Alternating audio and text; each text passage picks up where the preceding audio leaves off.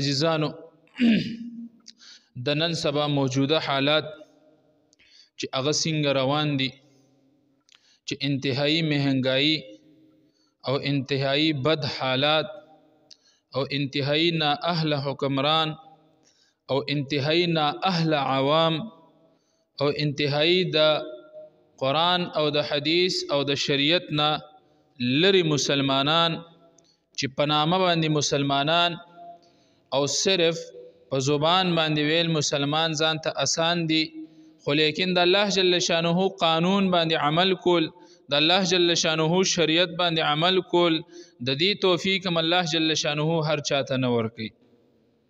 عزیزانو د نن سبا موجوده حالات مطابق هغه خبره اول به د شریعت خبره چې کم دی هغه د دین روچته کو، د شریعت مطابق چې کم دی هغه به خبره وکړو، ولې چې د الله جل شانه قانون په مونږ باندې وړاندې دی، دا غینه پس ته زمونږ د دنیا خبره هغه شروع کیږي.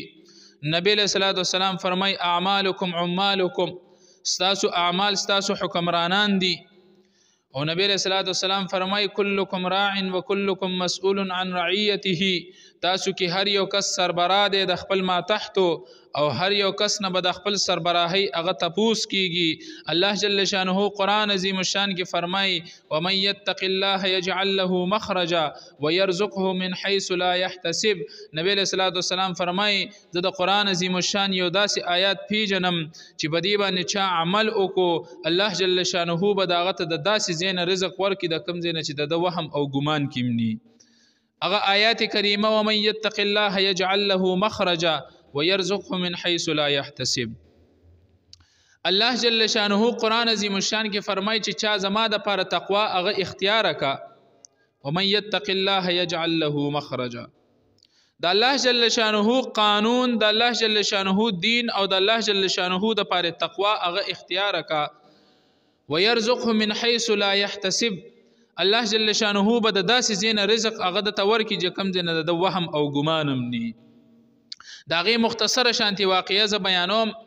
حضرت شیخ ادریس صاحب دامت برکاتهم العالیه هغوی ته یو کس رالو چې یاره جی تاسو د علماو خو دومره تنخواګانې او دا سیزونه خو ني، تاسو دا هر څه چې کم دی هغه څنګه پوره کوي؟ حضرت صاحب ورته فرمایي چې د څنګه جواب خو ما سره هم نشته چې دا څنګه.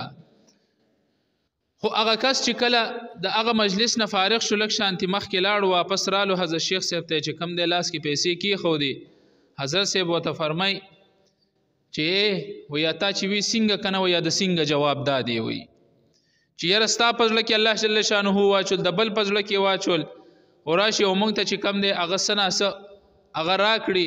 الله جل شانه د رزق دا سلسله چې کم دی هغه داسې روانه ده.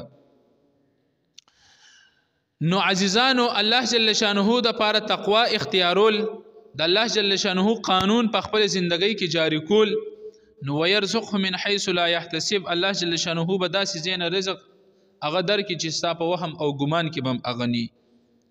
بل د نبی صلی الله علیه وسلم حدیث مبارکه ده کدا مونږ روچت کو چې کلکم راع وکلکم مسئول عن رعیته. او بل د نبی صلی الله علیه وسلم حدیث مبارک ته چې اعمالکم عمالکم، ستاسو اعمال ستاسو حکمرانان دي. اول به خبره پدی باندې کو چې یره دا مهنګای دا حالت په مونږ باندې ولې راغلی دی. عزیزانو کله چې انسان مسلمان په انسانانو کې مسلمانه طبقه، الله جل شانه فرمای ويل للمطففين الذين اذا اكتالوا على الناس يستوفون.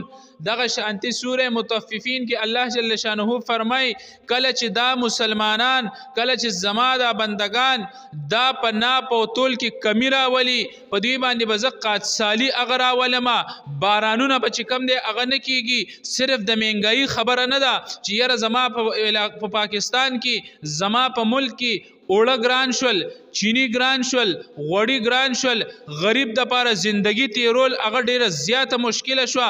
هر یو عالم را پاسی او دا وینا کوي چې تاسو راشي او الله جل شانه ته سر و سجده شي.